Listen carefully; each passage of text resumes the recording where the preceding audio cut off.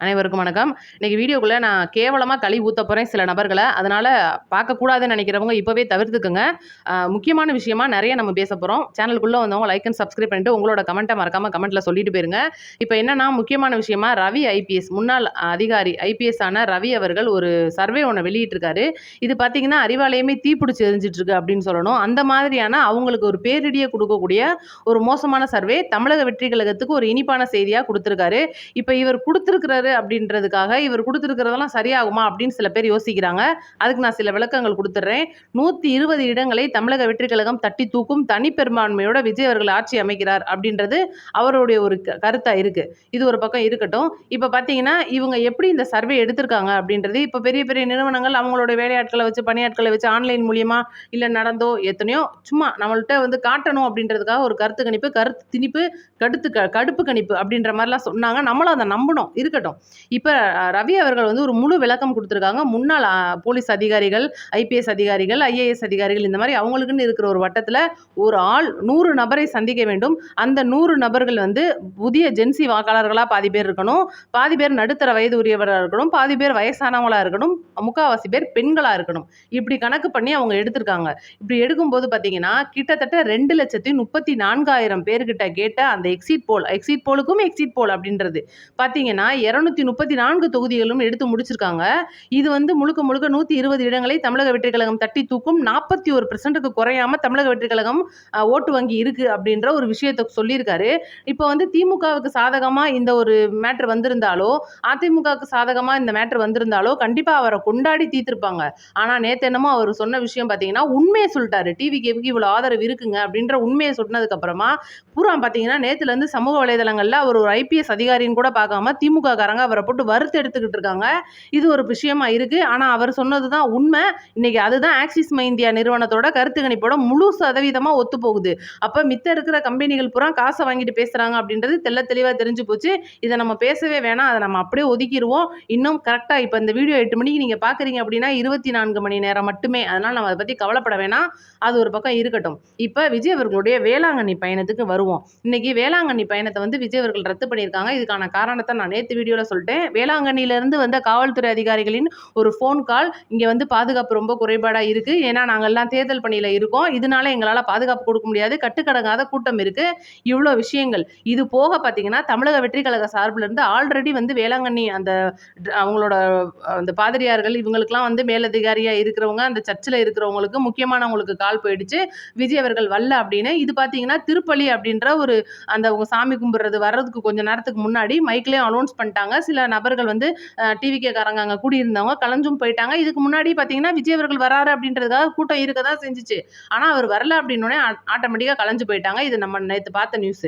இதை பாத்தீங்கன்னா எவ்வளவு கேவலமா வந்து முழுக்க முழுக்க திமுக செம்பு அதிமுக சொம்பு பூரா போட்டு உருட்டிட்டு இருக்காங்க. நான் தெரியாம கேட்கிறேன். இன்னைக்கு ஸ்டாலின் அவர்கள் ஆட்சிக்கு வந்ததுக்கு அப்புறமா மதுக்கடையை நிறுத்துவேன்னு சொன்னாரு, நிறுத்தல.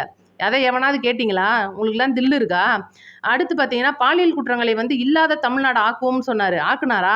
நீங்க கேட்குறீங்களா? உங்களுக்கு துப்பு இருக்கா? போதை இல்லாத தமிழ்நாடு, அந்த மது கடைகளை ஒழிப்போம், இந்த எவ்வளோ விஷயங்கள் இன்னைக்கு சொல்லி அதை நிறைவேற்ற முடியாம போயிருக்காரு. அதை கேட்கறதுக்கு ஒருத்தனுக்கு துப்பு இல்லை, திராணி இல்லை. சோத்துல வேணா உப்பு படுத்துனீங்கன்னா போய் அதெல்லாம் கேட்பீங்க. அதை விட்டுப்புட்டு இன்னைக்கு முக்கியமான விஷயம் அப்படின்ற ஒரு சாமி கும்புற விஷயத்த இன்னைக்கு தள்ளி வச்சிருக்காரு அப்படின்னா அது பாதுகாப்பு காரணம் கருதி பொதுமக்களுக்காகவும் கட்சி தலைமைக்காகவும் செய்யப்பட்ட ஒரு விஷயத்தை இப்படி போட்டு உருட்டுறீங்களே, உங்களுக்குலாம் அறிவு இல்லையாடா? ஏன்டா நான் தெரியாம கேட்கிறேன். ஒரு ஆட்சியில இருக்கிற ஒருத்தர் இதெல்லாம் செய்யலைன்னு நீங்க கேட்கலாம். ஏன் இன்னைக்கு அவர் கோயிலுக்கு போலன்னு கேட்கறதுக்கு உங்களுக்கு என்னடா உரிமை இருக்கு? அவர் போவாரு, போட்டி போறாரு. உங்களுக்கு என்னடா வருத்தமா இருக்கு? இதுதான் முக்கியமா நான் கேட்க வேண்டியது. எனக்கு புரியல. இவங்க ஏன் இப்படிலாம் பண்றாங்கன்றது உங்களுக்கு தெரிஞ்சிச்சுன்னா நீங்க கமெண்ட்ல சொல்லிருங்க. அடுத்த விஷயமா அதே கோயில் விஷயத்த வருவோம். இன்னைக்கு வந்து விஜய் அவர்கள் வந்து ஏதோ கோயிலுக்கு போயிட்டாரு, ஜோசியக்காரங்கள்ட்ட எல்லாம் கேட்குறாரு, தர்காக்கெல்லாம் போறதா வந்து சொல்றாங்க. இதெல்லாம் வந்து அவர் வந்து ஏதோ ஜோசியத்தை நம்பி தான் செய்கிறாரு. சேகரபாபு இன்னைக்கு என்ன செய்கிறாரு? ஐயா ஸ்டாலின் அவர்கள் கொடைக்கானல்ல போய் என்ன செஞ்சுட்டு வந்தாரு?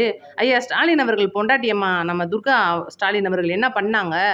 இல்லை இருக்கிற திமுக காரங்களாம் வந்து நாங்கள் திராவிட கொள்கை, நாங்கள் வந்து பெரியாரிஸ்ட்டு, அந்த இஸ்ட்டு இந்த இஸ்ட்டுன்னு சொல்லிட்டு என்ன பண்ணிட்டு இருக்காங்க? இன்னைக்கு ஒட்டுமொத்த அந்த ஒரு பயத்தின் நுனியில உட்காந்துட்டு இருக்கிறவங்க அப்புறம் கோயில் வாசல்ல தான் போய் கிடக்காங்க. இவ்வளவு நாட்கள் வந்து அந்த சாமியை நினைச்சிருப்பாங்களோ நினைக்கலையோ தெரியல. ஒட்டு மொத்தமா இன்னைக்கு கோயில் வாசல்ல தான் கிடக்குறாங்க. இது போக பார்த்தீங்கன்னா ஐபிஎஸ் ஐயா அவர்கள் ரவி ஐயா வேற இப்படி ஒரு கருத்து கணிப்பை குடுத்த உடனே ஒட்டுமொத்தமா செத்துட்டாங்கன்னு சொல்லணும். அப்ப இன்னைக்கு தமிழக வெற்றி கழக தலைவர பேசுறதுக்கு காரணம் தேடி, இன்னைக்கு நாங்க வந்து குறிப்பா ஒரு சில பேர்களை நான் சொல்றேன். அப்ப காரணம் தேடி அலையிற இந்த ஒரு திமுக சார்ந்த நபர்களுக்கு என்னதான் செஞ்சா இவங்கலாம் திருந்துவாய்ங்க அப்படின்றது நம்மளுடைய கேள்வியா இருக்கு. அடுத்து பார்ப்போம். இன்னைக்கு தமிழக வெற்றி கழக ஆட்சி மலரப்போகுது அப்படின்னு ஐயா ரவி சொல்லிட்டாருன்னு சொன்னாரு. இது போக சில கருத்து கணிப்புகள் வந்தது. தொங்கு சட்டசபை அமையும், இவங்களோட ஆட்சி வந்துரும், இது வந்துரும், தனிப்பெரும்பான்மையோட தமிழக வெற்றி கழகம் ஆட்சி அமைக்கும். இதெல்லாம் அந்தந்த கட்சி சார்பா இருக்கிறவங்களுடைய ஒரு கவலையா இருக்கு. இன்னைக்கு டிவிகே வருமா வராதான்னு நம்ம கவலைப்படுவோம். அதிமுக வருதா வரலையான்னு அவங்க கவலைப்படுவாங்க. ஏடிஎம்கே காரங்க அவங்க கவலைப்படுவாங்க. இதெல்லாம் அவங்களுடைய தனிப்பட்ட கவலை. அதுக்குன்னு கட்சிக்குள்ள ஆள் இருக்காங்க. கட்சியோட தொண்டர்களா நம்ம இருக்கோம். இதுதான் நம்மளோட கவலை. நான் தெரியாம கேட்கிறேன். அரசியல் விமர்சகர் அப்படின்ற பேர்ல இவ்வளவு நாளா உட்காந்து நியூஸ் சேனல்ல பேசுற ஐயா பிரியனா இருக்கட்டும், தராசு சாம் அவர்களா இருக்கட்டும், இந்த ஜீவ சகாப்தம்ன்ற ஒரு பெரிய அவரோட சகாப்தத்தை முடிக்கிறதுக்கு தான் நான் இருக்கேன் அப்படின்னு சொல்லுவேன். அந்த சகாப்தமா இருக்கட்டும், இந்த கோடீஸ்வரன் அப்படின்ற கேடியா இருக்கட்டும், இந்த மாதிரி நிறைய பேர் வந்து அரசியல் விமர்சகர் அப்படின்னு கீழே ஒரு பேர் போட்டுட்டு நியூஸ் சேனல்லாம் பேசுறது நீங்க பார்த்துருக்கலாம். தனிப்பட்ட முறையிலையும் பேசுவாங்க. நான் தெரியாம கேட்கிறேன். நாளைக்கு ஆட்சி மாற்றம் வந்துருது. விஜய் அவர்களுடைய ஆட்சி மலரப்போகுது. அதே மாதிரி நீங்களும் வட்டமேசை மாநாடு போடத்தான் போறீங்க. பக்கோடா தின்னுக்கிட்டும் டீ குடிச்சுக்கிட்டும் பேசத்தான் போறீங்க. அப்போ உங்களுக்கு கீழே திமுக சொம்புன்னு போட்டுக்கிறீங்களா, இல்ல அரசியல் விமர்சகர்னு போட்டுக்கிறீங்களா, இல்ல அரசியல் விமர்சகர் பத்திரிகையாளர்னு நீங்க போட்டா அதை நாங்க ஏத்துக்குருவோமா? நாளைக்கு நீங்க பேசுறதெல்லாம் நாங்க நம்புவோமா? யோசிச்சு பாருங்க. இன்னைக்கு நீங்க பல வருஷத்துக்கு முன்னாடியோ, ஐயா கலைஞர் காலத்துல இருந்தோ நீங்க பேசிட்டு வந்திருக்கலாம். நீங்க வந்து என்னதான் வந்து பத்திரிக்கையாளர் அப்படின்ற நடுநிலை தன்மையோட போட்டு நீங்க பேசிட்டு வந்திருந்தீங்கனாலும், இன்னைக்கு வலைதளங்கள் அவ்வளவு தூரம் ஆக்டிவா இருந்திருக்க மாட்டாங்க. ஏதோ உங்களை நம்பியிருப்போம் நாங்க. எங்களோட முன்னோர்கள்லாம் உங்களை நம்பியிருப்பாங்க. ஐயா பிரியன்லாம் வந்து வயசானவரு, ஐயா ஐயனாதன்லாம் வயசானவரு. எங்களோட பெத்தவங்களும், தாத்தாக்களும், மார்களும் உங்களை நம்பியிருப்பாங்க. இன்னைக்கு ஒட்டு மொத்தமா டிஜிட்டல் அப்படின்ற ஒரு இடத்துல, இன்னைக்கு நீங்க வந்து ஒரு பத்திரிக்கையாளர் அப்படின்ற ஒரு இடத்துலயோ, நடுநிலையாளர் அப்படின்ற இடத்துலயோ, அரசியல் விமர்சகர் அப்படின்ற இடத்துலயோ எங்களை எவ்வளோ தூரம் நீங்க ஏமாத்துறீங்க. அப்போ மொத்தமா ஒரு கட்சிக்கு போயிட்டு குரூப்பா உட்காந்து நல்லா பெல்கா பெட்டியை வாங்கிட்டு வந்து வச்சுட்டு கீழே பத்திரிகையாளர் அப்படின்ற பேர்ல போட்டு நீங்க திமுகவுக்கும் அதிமுகவுக்கும் சொம்பா பேசும்போது நீங்க பேசுறதெல்லாம் நாங்க கேட்டுக்கிட்டு இருக்கணுமா? இதுதான் எங்களுடைய ஒரு கேள்வி. இது பார்த்தீங்கன்னா பத்திரிகையாளராக நடத்துறாங்க, நாங்க முழுக்க திமுகவுக்கு தாங்க பேச போறோம், நான் திமுக ஆதரவாளர் தான் அப்படின்னு பேசி கீழே போட்டு போக வேண்டியதானே. இப்போ நான் இருக்கேன், நான் பேசிட்டு இருக்கேன், நான் வந்து டிவிக்கு ஆதரவாளர், நான் வந்து தமிழக வெற்றி கழக விஜய் அவர்களுக்காக பேசுறேன் அப்படின்றது எல்லாருக்கும் தெரியும். நம்ம சேனலோட சப்ஸ்கிரைபர் எல்லாருக்குமே தெரியும். நான் தெரிஞ்சு உட்காந்து பேசிட்டு இருக்கேன். இதுதான் எங்களுடைய சேனல். இது என்னை போல நிறைய பேர் செஞ்சுட்டு இருக்காங்க. ஆனா இது வந்து நீங்க பாத்தீங்கன்னா நடுநிலையாளர், நான் பத்திரிகையாளர், அரசியல் விமர்சகர்ன்ற பேர்ல மக்களை ஏமாத்துறதுக்கு உங்களுக்குலாம் என்ன தண்டனை கொடுக்கலாம், அதெல்லாம் வந்து நான் அரசியலமைப்பு சட்டத்தில் தேடிட்டு இருக்கேன். எந்த செக்ஷன்ல உங்களை எல்லாம் போடலாம் அப்படின்னு. அந்த அளவுக்கு நீங்க மக்களை ஏமாத்திட்டு இருக்கீங்க. இன்னைக்கு தமிழக அரசு இதெல்லாம் செஞ்சிருக்காங்க, இதெல்லாம் செய்யல. இன்னைக்கு நீங்க இவங்களுக்கு வாக்களிச்சா நல்லா இருக்கும், நாளைக்கு அவங்களுக்கு வாக்களிச்சா நல்லா இருக்கும். இதெல்லாம் வந்து மக்களுக்கு செய்ய வேண்டியது, இதெல்லாம் செய்யக்கூடாதது. இதெல்லாம் சொல்லி தரதுக்கு தான் அரசியல் விமர்சகரா நீங்க இருக்கீங்க. பத்திரிகையாளர் அப்படின்ற மூத்தர பத்திரிகையாளர்னு வேற இதெல்லாம் உங்களுக்கு பேர் வச்சுக்கிறீங்க. இதெல்லாம் வந்து ரொம்ப தப்பு. இதுதான் நம்மளுடைய கருத்து. உங்களோட கருத்தை மறக்காம கமெண்ட்ல சொல்லிட்டு போயிருங்க நண்பர்களே. இதுதான் விஜய் அவர்கள் பயணம் அப்படின்ற ஒரு ரத்து அப்படின்றதுக்கு காரணம். பின்னாடி அவருடைய உயிருக்கு பேர் ஆபத்து அப்படின்ற ஒரு விஷயம் நேற்று நான் சொன்னதுதான் முழுக்க முழுக்க உண்மை. பார்த்தீங்கன்னா சுத்துக்கு சுத்து பனையூர் கதவை தட்டிக்கிட்டே இருக்கு என்டிஏ அப்படின்ற ஒரு விஷயமும் வந்து இன்னைக்கு தகவலா வந்துட்டு இருக்கு. நாளைக்கு தொண்டு சட்டசபை அமைஞ்சிரும். அதனால பார்த்தீங்கன்னா ஏடிஎம்கேயோட விஜய் அவர்கள் வந்து சேர்ந்துருவாரு. இதெல்லாம் வந்து ஒரு அப்படியே அரைச்ச மாவை போட்டு அரைச்சிக்கிட்டே இருக்காங்க.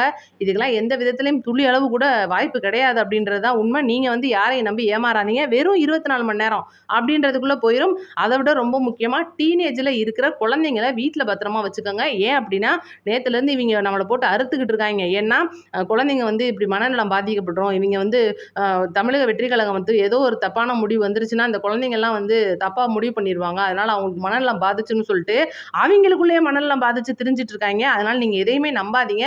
ஏன்னா இவங்க மேலதான் நம்மளுக்கு முழுசா சந்தேகமா இருக்கு. நம்மளோட குழந்தைகளை இவங்க கிட்ட இருந்து முதல்ல காப்பாத்தி நல்ல ஆட்சியில ஒப்படைக்கணும். அதனால தயவு செய்து நாளைக்கு ரிசல்ட் வர வரைக்கும் இந்த டீனேஜ்ல இருக்கிற குழந்தைங்களை வீட்டுக்குள்ள வச்சுக்கோங்க. இதுதான் நம்மளுக்கு நல்லது மக்களே.